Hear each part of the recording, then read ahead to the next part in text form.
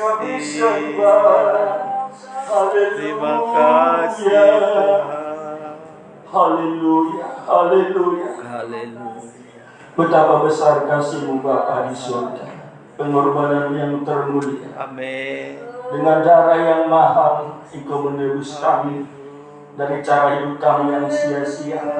Dengan darah yang mahal, Engkau menyucikan hati nurani kami dari perbuatan yang sia-sia, supaya kami senantiasa boleh ada di hadirat-Mu Tuhan, menikmati kekayaan dan kemuliaan-Mu, memandang wajah-Mu Tuhan. Dan inilah kami pada malam hari ini, kami datang menghampiri-Mu dengan darah anak domba Allah yang sudah menyucikan kami.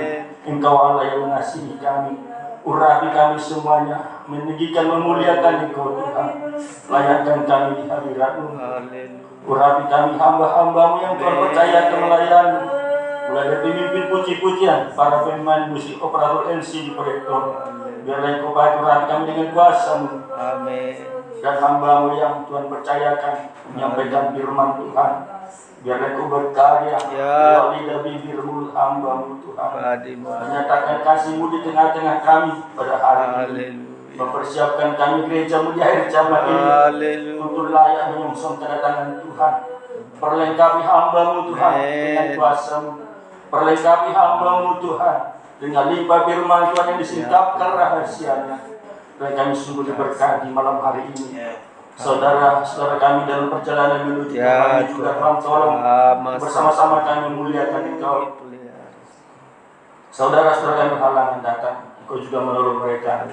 Yang sakit Engkau sembuhkan, yang lemah Tuhan kuatkan. Dalam segala pergumulan ada pertolongan Tuhan yang ajaib. Lingkungan kami ini juga Tuhan memberkati. Ada sukacita, ada damai sejahtera. Terima kasih Bapa di surga. Dan sungguh beribadah hari ini penuh sukacita, penuh bahagia, karena kami percaya Engkau ada di tengah-tengah kami Tuhan. Dan kalau ada kuasa-kuasa kegelapan, roh-roh jahat di darat, segala bentuk pekerjaan iblis dan setan yang mengganggu kami saat beribadah, bersatu hati kami mengusirnya dalam nama Tuhan Yesus. Kami perintahkan keluar kuasa darah Yesus. Terima kasih Bapa, segala pujian dan hormat dan kemuliaan hanya bagi-Mu. Di dalam nama Tuhan Yesus Kristus, kami berdoa dan bersyukur kami peralaskan ibadah kami hari ini. Haleluya, bersama kita katakan amin. Puji Tuhan, kami silakan duduk. Haleluya, puji Tuhan. Kita bersyukur pada kesempatan malam hari ini. Kembali kita boleh ada di hadirat Tuhan untuk menikmati kasih setia Tuhan, menikmati kekayaan dan kemuliaannya, menikmati perhatian Tuhan bagi kita semuanya. Kita yang rindu jamaah Tuhan, kita yang rindu keselamatan Tuhan, kita percaya Tuhan menolong kita hari ini. Kami sampaikan salam damai sejahtera dalam nama Tuhan Yesus bagi kita semuanya. Salam. Haleluya. Angkat pujian kita, ya Abba.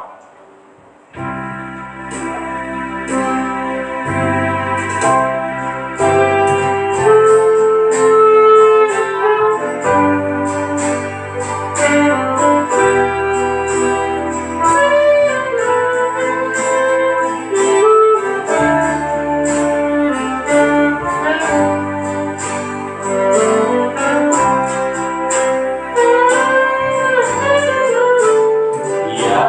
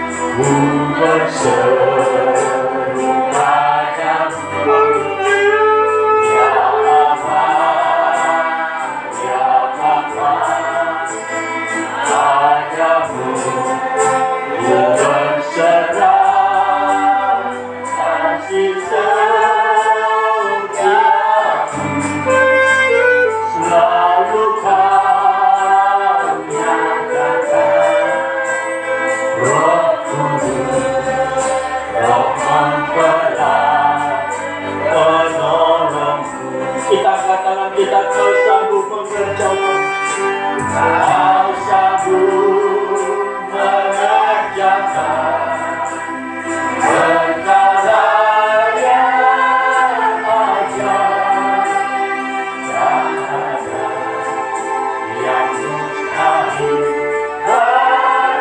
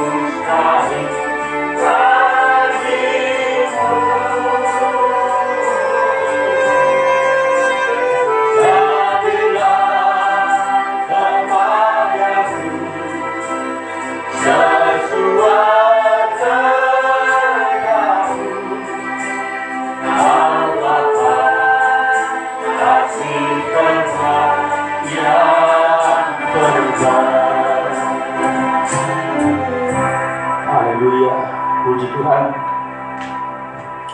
Inilah yang menjadi keyakinan kita, anak-anak Tuhan. Biar kita senantiasa boleh mengatakan, jadilah kepadaku seperti yang Engkau kehendaki. Haleluya. Mari kita angkat pujian kita. Allah itu baik. Sehingga kita semua bersama kita berdiri dengan bersukacita, penuh pujian, kita angkat pujian kepada Tuhan. Allah itu baik, sungguh baik bagiku. Haleluya.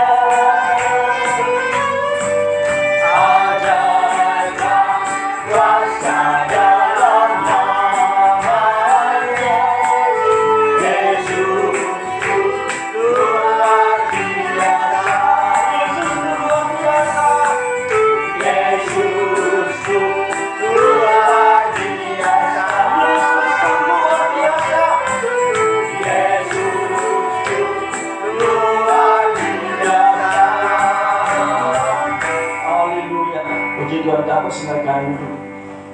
Haleluya, haleluya, haleluya. Kita sungguh bangga punya anak seperti Yesus. Dia menyediakan apa yang kita perlukan. Bukan hanya perkara jasmani, terlebih perkara rohani, terlebih di akhir zaman. Kebutuhan rohani kita. Kita percaya Tuhan akan sediakan, mempersiapkan kita gerejanya untuk layak menyongsong kedatangannya kali kedua.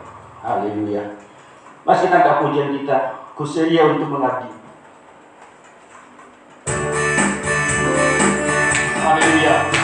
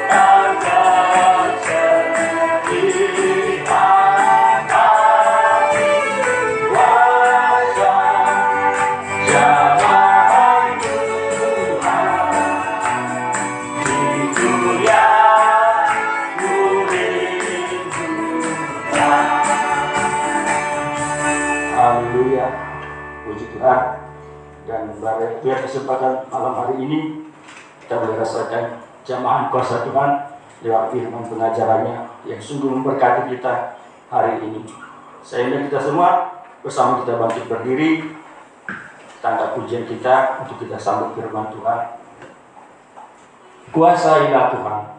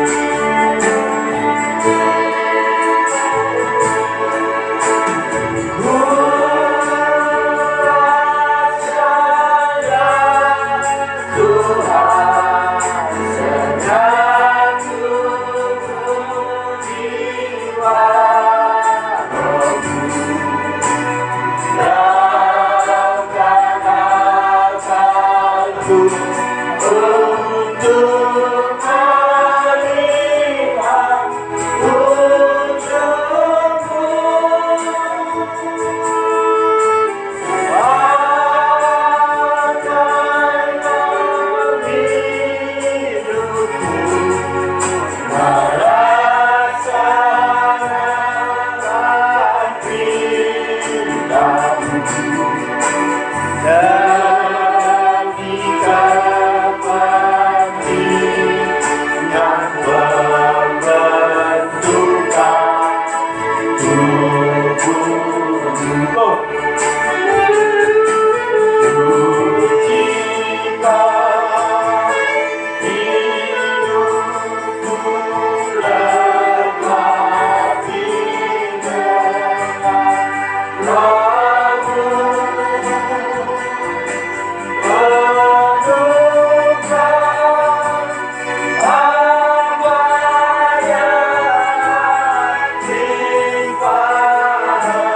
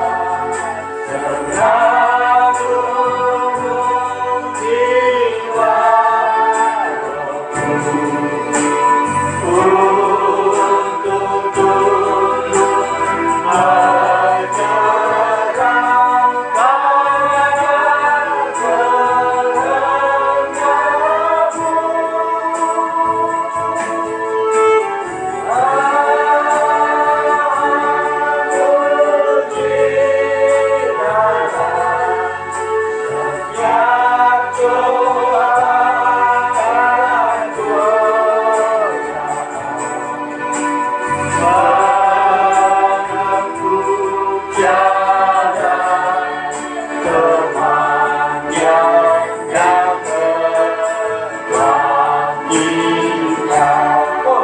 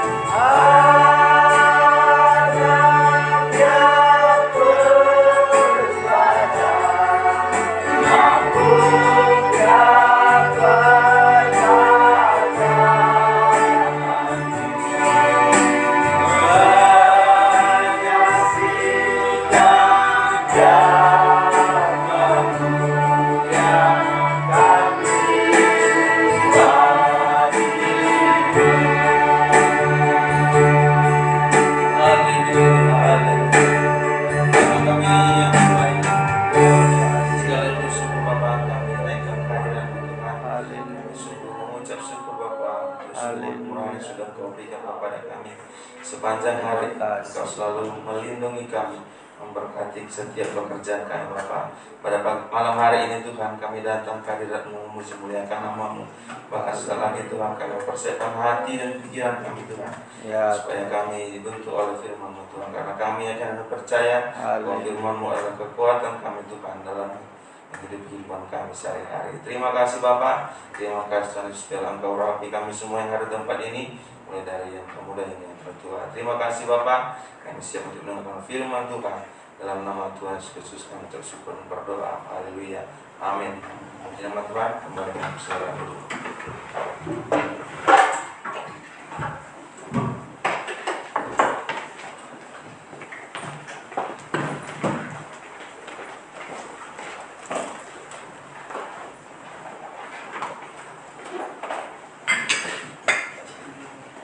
Tuhan, kembali saya sampaikan salam sejahtera dalam nama Tuhan Kristus. Shalom. Shalom. Sungguh kita bersyukur kepada Tuhan dalam kehidupan kita, Tuhan menyertai kita. Terlebih lagi Tuhan masih memberikan kesempatan kepada kita untuk memuji memuliakan nama Tuhan. Maka pada malam hari ini kita mau boleh belajar memahami apa maksud Tuhan dalam kehidupan kita sehari-hari melalui firman yang kita belajar, sehingga kita bisa berjalan menurut kehendak Tuhan. Allah kita Allah yang sungguh luar biasa. Ia sanggup melakukan segala sesuatu. Tidak ada yang mustahil bagi Tuhan. Sesuatu yang mungkin buat kita itu tidak bisa terjadi, tetapi bagi Tuhan itu pasti terjadi. Ya. Jadi dalam hidup kita yang terpenting adalah bagaimana Tuhan menyertai kita. Firman Tuhan katakan dalam kitab Mazmur, setiap orang yang melekatkan hatinya kepada Tuhan, Tuhan ikut campur dalam setiap perkara. Ketika dia dalam kesesakan, ketika dia berseru, Tuhan mendengar. Mazmur Daud juga mengajak kita sebagai anak-anak Tuhan. Mazmur 23 berkata, ya, supaya kita itu anak-anak Tuhan hidup dalam penggembalaan. Ketika kita hidup dalam penggembalaan, sungguh Tuhan pelihara kita. Ya. Ayat yang selalu kita ingat, ya, yang membaringkan kita, ya, dia menggembalakan kita, ya, sepanjang hidup kita. Kalau kita dalam penggembalaan, telah katakan kita hidup oleh kemurahan-Nya. Jadi yang terpenting itu ya bagaimana kita boleh melekatkan hati kita kepada Tuhan, hidup dalam pengembalaan, kemudian kita berjalan sesuai dengan jalannya Tuhan. Dalam perjalanan hidup kita mungkin juga seringkali kita menghadapi banyak permasalahan, ya. Tetapi satu hal yang sudah kita pelajari, ya, ujian, cobaan itu intinya hanya untuk menaikkan level iman kita. Setiap ujian tentu ada nilai yang harus kita ambil. Oleh sebab itu Tuhan katakan bahwa pencobaan yang engkau alami itu tidak melebihi kekuatan. Firman Tuhan juga katakan bahwa berbahagia setiap orang yang dicobai, karena pada saatnya nanti dia beroleh upah. Malam hari ini kita belajar tentang sebuah peristiwa yang dialami seorang janda yang dalam perjalanan hidupnya dia menghadapi banyak masalah, tersesat, terjepit, nggak bisa lagi lari, tidak ada jalan keluar. Tetapi yang kita pelajari malam hari ini dari sikap si janda ini dalam situasi yang sangat terjepit itu, ya. Dia tidak menyerah. Hari-hari ini banyak orang melihat situasi dan kondisi dunia kita. Banyak orang lain itu mencari jalan keluar yang tidak benar.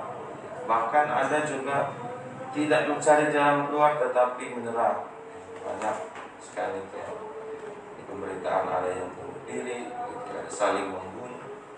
Tetapi kita anak-anak Tuhan, yang kita boleh belajar dari sikap sejanda ini, tengah kegagalannya dalam menjalani proses hidup, ya, dia boleh memilih bagian yang terbaik.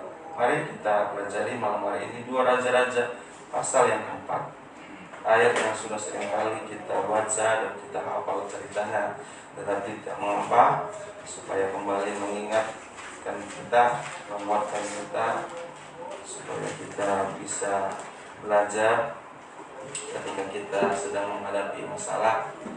Ya, seakan jalan sudah buntu, tetapi kalau kita berada di pihaknya Tuhan, kalau kita belajar taat, mencari Tuhan, mengandalkan Tuhan, tentu saja Tuhan akan lepaskan kita.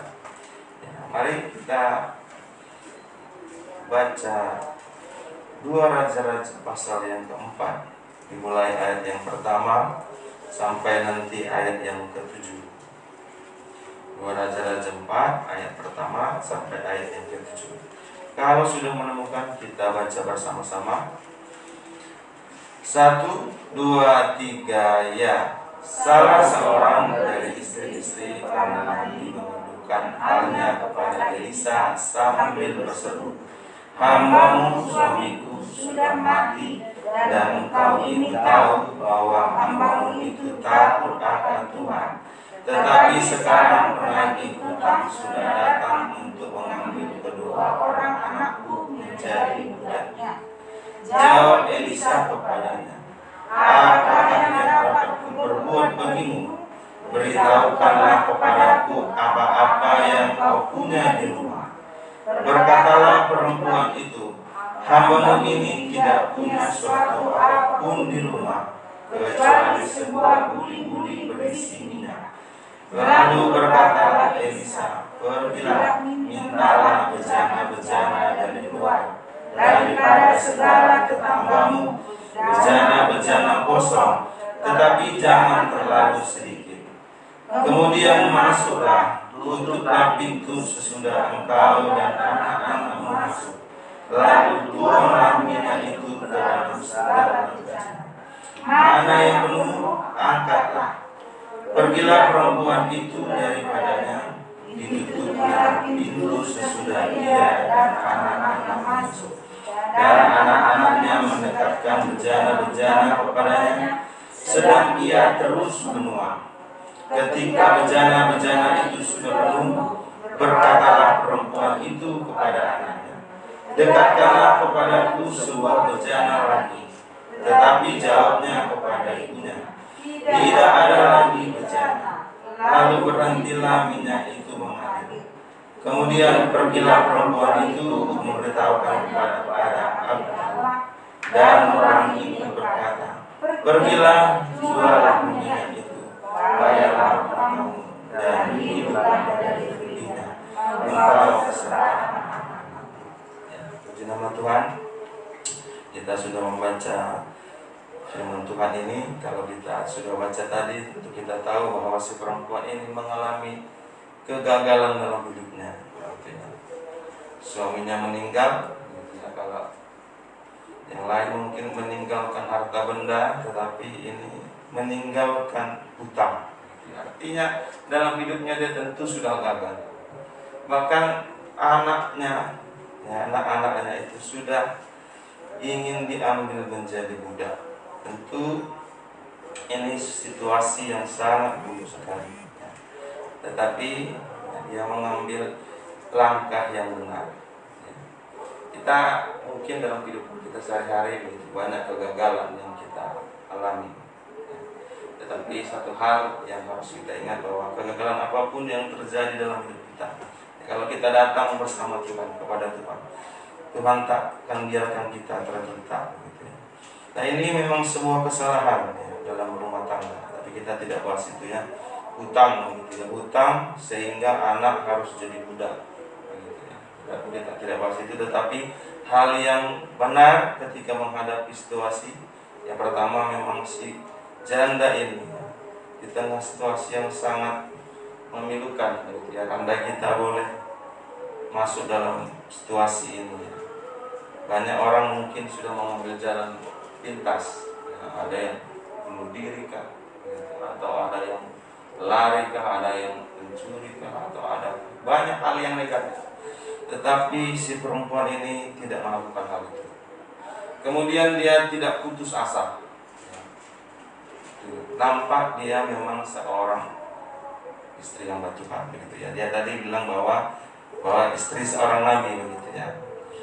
Dia tentu mengerti bahwa ya, jalan pintas yang lain gitu ya tidak akan menyelesaikan masalah, tetapi dia boleh datang kepada Elisa. Kita juga anak-anak Tuhan ya, terlebih lagi kita bangsa kafir yang sudah ditebus ya, oleh darah Kristus yang dulunya tidak mendapat bagian dalam kerajaan Allah. Tentu kita setiap menghadapi masalah jangan putus asa. Mari kita baca dulu Ibrani 12 ayat 3. Penulis kitab Ibrani ya berkata, dalam menghadapi situasi juga ya, kamu ya orang-orang Ibrani itu jangan putus asa. Jangan putus asa. Karena melihat korban Kristus gitu ya. Kita juga hari-hari ini nggak tahu kita apa yang akan kita hadapi ke depan. Tapi kita boleh yakin, percaya kita punya Allah yang dahsyat ini, yang mampu melakukan segala sesuatu. Kalau kita percaya, kita taat, tentu Tuhan bela kita. Ibrani 12 ayat yang ketiga. Kita baca bersama-sama. 1, 2, 3 ya. Ingatlah selalu akan Dia yang tekun menampung bantahan yang sehebat itu terhadap dirinya dari pihak-pihak orang berdosa, supaya jangan kamu menjadi lemah dan putus asa.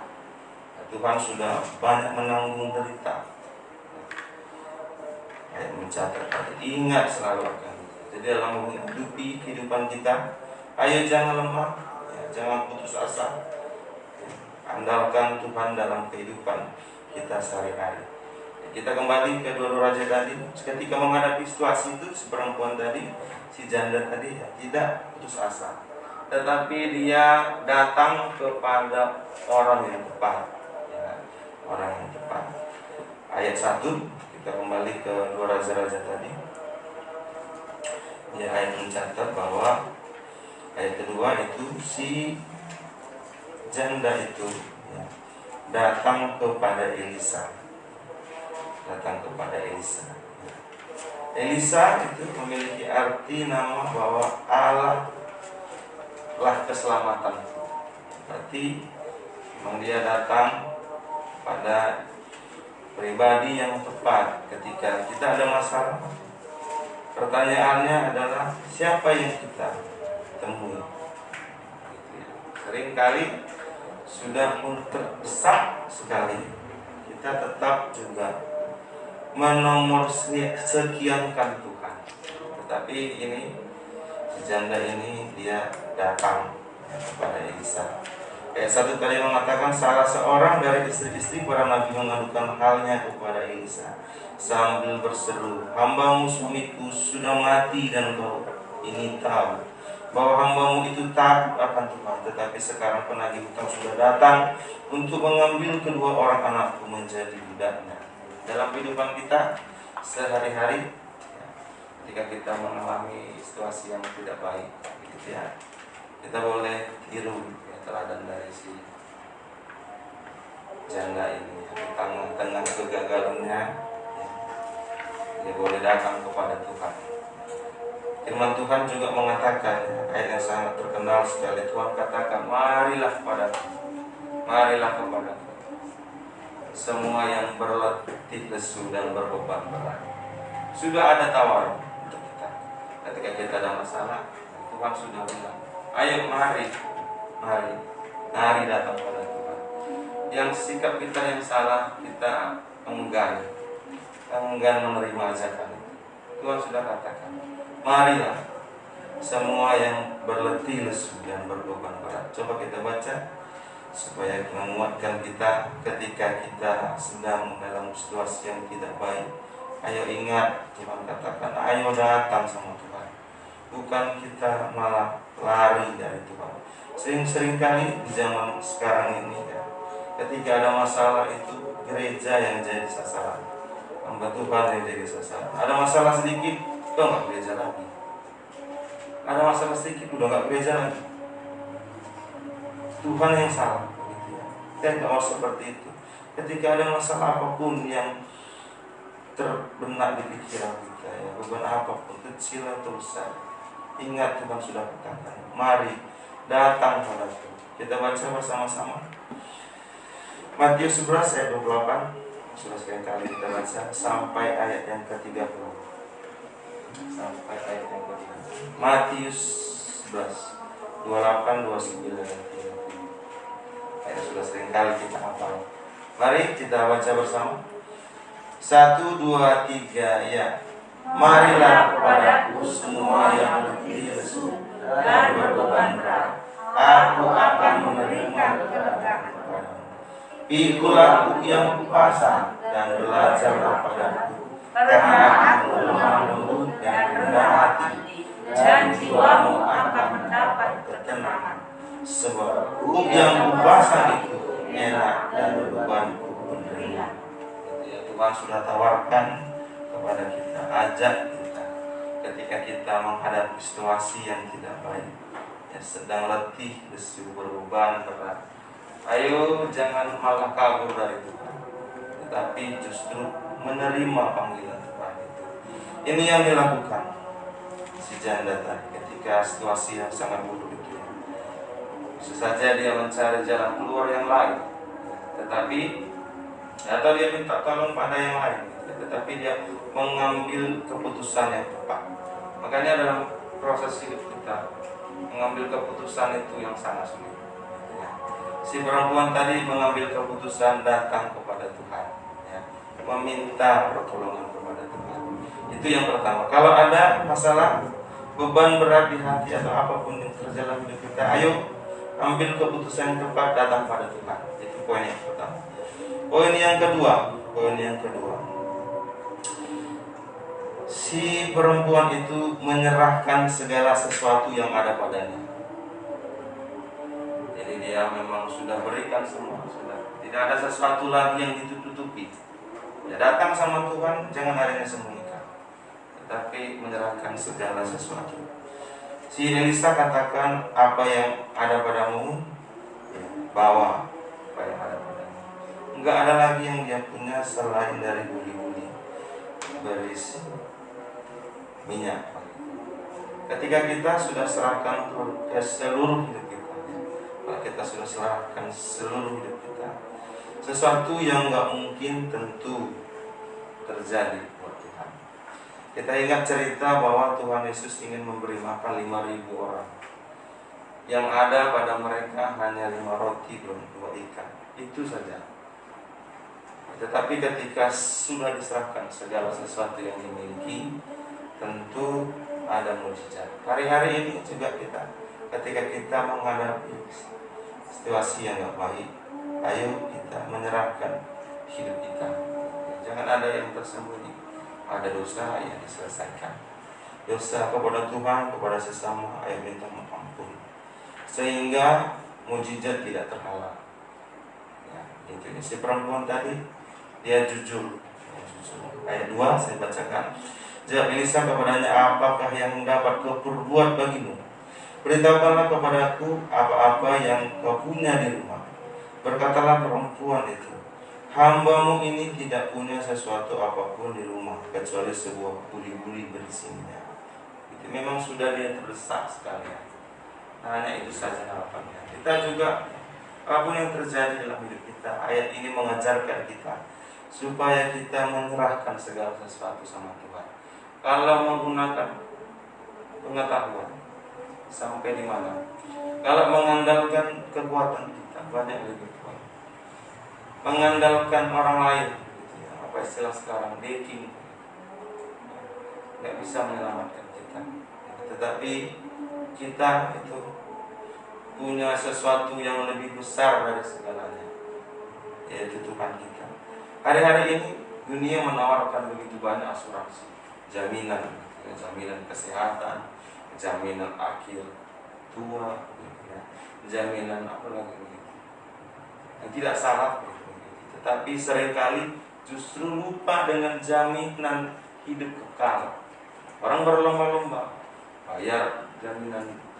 Dulu saya bekerja begitu, ada teman saya bayar begitu ya, dia bekerja di bagian itu 800.000 per bulan ya, jaminan inilah dibayar ini hanya untuk jaminan di dunia.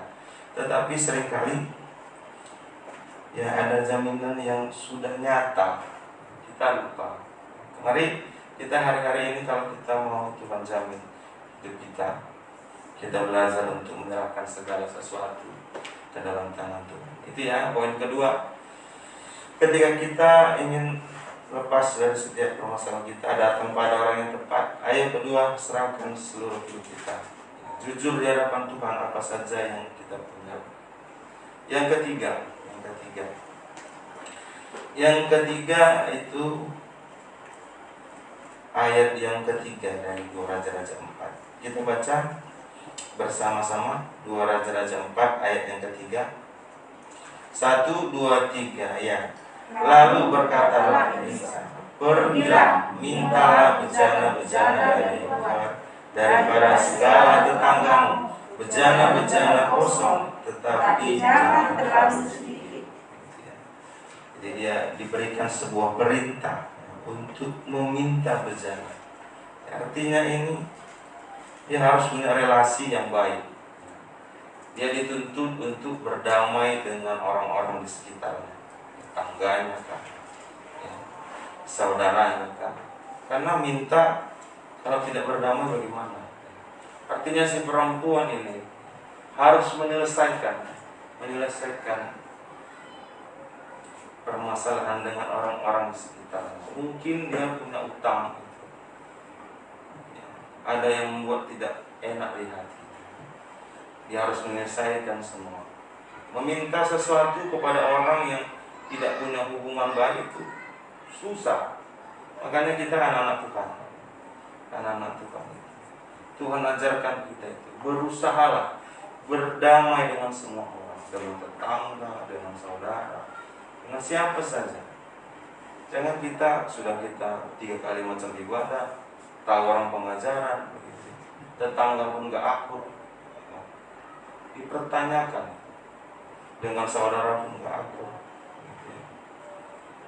Elisa katakan, ayo pergi minta bejana, bukan sedikit, banyak, artinya harus diselesaikan semua.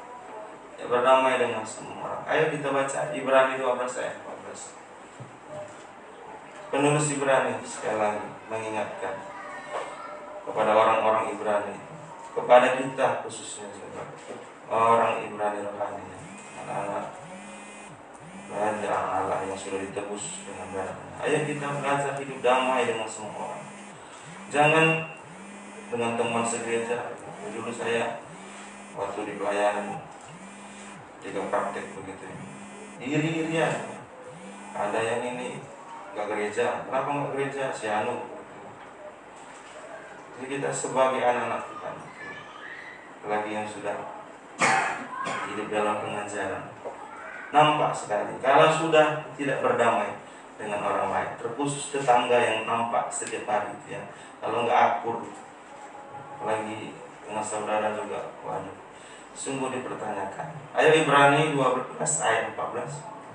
Ibrani 12 ayat 14. Satu ayat ini saja. Mari kita baca 1, 2, 3 ya.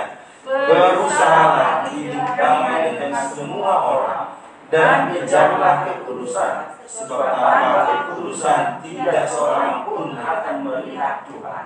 Begitu ya. Ada sebuah kata kerja, berusahalah, artinya nggak mudah. Harus menggunakan tenaga pikiran supaya bisa damai. Si perempuan tadi itu nggak mudah, harus ke sana. Ada yang bejananya, minta itu gratis, nggak nanti minta dulu nih. Oh, nambah ya utangmu. Ini bejana ini harganya sekian dinar. Enggak, dia minta sesuatu. Ada yang salah, oh dulu kemarin aku pernah kasar sama, maafkan.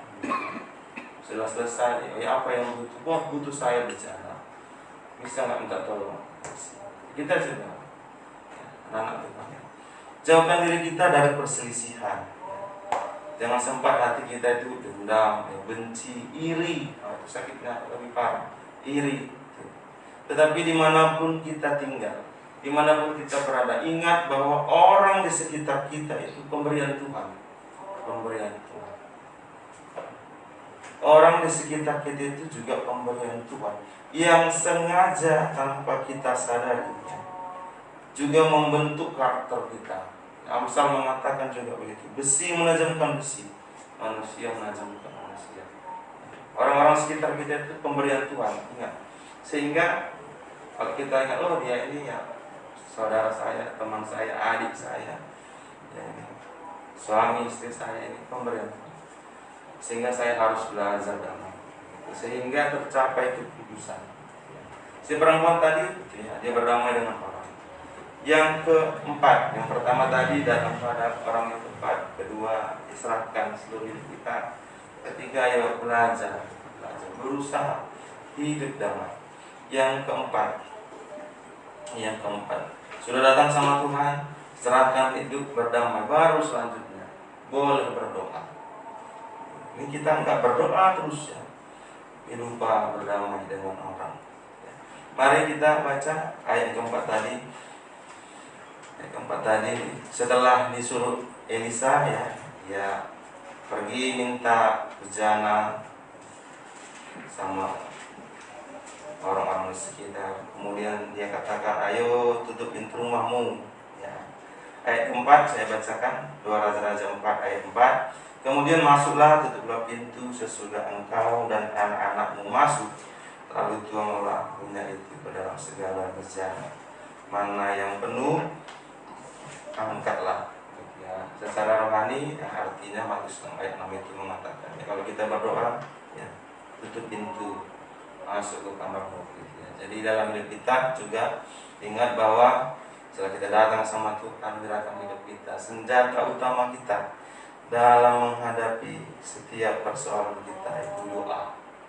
Ya. Mazmur 50 ayat 15. Berserulah kepadaku ketika kamu dalam kesesakan, maka aku akan menjawab. Yuk kita hari-hari ini, malam hari ini, apapun ya sesuatu yang membebankan hati dan pikiran kita, ayo mari kita bawa kepada Tuhan dalam doa, sehingga Tuhan dengar pastinya, karena kita sidang jemaat di tempat ini sungguh-sungguh melekatkan hati kita kepada Tuhan, gitu ya, hidup dalam penggembalaan. Naikkan doa kita, soal jawaban itu urusan Tuhan, tapi kita sudah adukan, Tuhan ini permasalahanku hari-hari ini. Tentu Tuhan jawab sesuai dengan rencananya Tuhan. Ya, yang kelima, ketika menghadapi masalah, tentu tadi kita sudah berdoa, sudah berdamai datang kepada Tuhan. Tentu ada firman yang kita dengar. Ketika mendengar firman Tuhan yang Tuhan inginkan, ketika kita sudah dengarkan firman itu, belajar taat, percaya, gunakan iman. Si perempuan itu ya nggak tanya-tanya lagi. Ayo minta bejana sama orang-orang, masuk kamar, ya, tutup pintu, ya, tuangkan. Dia nggak banyak ya, ayat dicatat, tidak dijelaskan ya, di ayat ini atau di sejarah Alkitab manapun begitu ya. Menurut para teolog pun mengatakan, jadi belajar taat, ya, taat. Ketika dengar firman Tuhan, taat. Dia tutup pintu rumahnya, ya. Kemudian dia isi demi satu-satu, penuh, misalnya, kemudian penuh, sampai akhirnya tidak ada lagi bejana yang tidak penuh. Artinya ketika kita menghadapi situasi yang tidak baik, ada firman Tuhan. Kadang jalan keluar yang Tuhan berikan ya, dalam hidup kita itu kadang memang gak masuk akal. Bagaimana ini? Utang sudah menjepit, anak-anak sudah mau diambil, malah disuruh kumpulkan lagi, suruh lagi berdamai. Si Anu kemarin Ada pula omonganku yang gak bagus. Aduh, bagaimana ini? Harga diri sudah jatuh, harus minta maaf. Tetapi si perempuan ini taat. Taat. Bagaimana ini? Bagaimana ini? Begitu ya. Sudah berdamai, tutup lagi rumah, tuangkan. Apa ini? Bagaimana si Nabi ini? Begitu ya. Jangan-jangan bisa menyalahkan hamba Tuhan, bukannya mengasih jalan keluar, malah menambah permasalahan mungkin. Tetapi tidak ya. Si perempuan ini belajar taat. Jika kita percaya pada Tuhan, kuasa Tuhan nyata. Sudah terbukti. Betul ditutupnya pintu, isi demi satu, terjadi mujizat. Buli-bulinya tadi hanya buli-buli kecil, ya, sampai penuh begitu banyak bejana. Kita mau juga belajar, dengar-dengaran kepada Tuhan. Jika kita taat dan dengar-dengaran pada firman Tuhan, ya, tentu ada jawaban. Iman perlu, tetapi juga perlu sebuah tindakan. Ya, Yakobus seringkali kita dengar itu. Iman tanpa perbuatan adalah hakikatnya kosong. Hari-hari ini ya dengar firman Tuhan, ayat kita lakukan. Ayat yang terakhir, poin yang terakhir. Ketika sudah dengar firman Tuhan, ya, taat, ya, tentu hasilnya terjadi mujizat. Langkah yang terakhir juga penting, karena banyak juga ini terjadi bagi anak-anak Tuhan. Ketika sudah Tuhan tolong, lupa. Ayat yang ke-7, saya bacakan 2 Raja 4 ayat ke-7. Kemudian pergilah perempuan itu memberitahukan kepada abdi Allah, dan orang ini berkata, pergi, jual minyak itu, bayar hutangmu, dan hiduplah dari lebihnya engkau serta anak-anakmu. Sudah dilihat mujizat, oh penuh. Dia enggak jual sendiri, tanya lagi. Ketika kita ditolong Tuhan, mari kalau Tuhan lepaskan kita dari setiap persoalan, selalu tanya Tuhan, apa yang melakukan selanjutnya kita lakukan. Kemudian ya, jangan lupa bersyukur.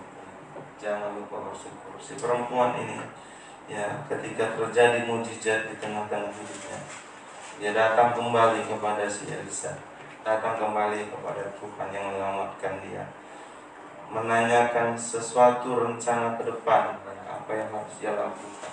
Kita juga, apapun yang terjadi dalam hidup kita, ayo tanyakan Tuhan, apa yang akan kita lakukan selanjutnya. Hari ini yang kita belajar ini menjadikan kita menjadi pribadi yang setiap menghadapi permasalahan hidup kita, boleh kita datang kepada Tuhan, boleh kita menyerahkan hidup kita, berdamai. Saya ingat sekali itu kalau sakit atau kenapa gitu ya, ada masalah, orang tua saya selalu bilang gitu, ayo, apa dosamu? Nah, minta maaf sama Tuhan sebelum berdoa. Ingat sampai mati, saya ingat. Kalau sakit nanti, ayo, sakit kamu, apa salahmu, minta ampun sama Tuhan, apa salahmu sama Tuhan, gitu ya. Kemudian setelah berdoa, dengarkan firman Tuhan, ayo belajar taat. Belajar taat. Memang jalan keluar Tuhan mungkin tidak masuk akal untuk kita, memang seperti itu. Tetapi kalau kita belajar percaya, terjadi mujizat. Kemudian ayo langkah selanjutnya, mari mengucap syukur atas pertolongan Tuhan dan tanyakan kepada Tuhan apa yang harus dilakukan di kemudian hari. Hari-hari ini apapun kita hadapi, ayo, yang terpenting bagaimana Tuhan menyertai kita. Ya, kalau kita percaya, tunduk pada firman Tuhan, menyerahkan kehidupan kita, tentu saja kemenangan ada di pihak kita.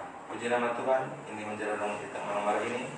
Mari kita naikkan pujian kita datang kepada Tuhan, kita menyerahkan hidup kita bawa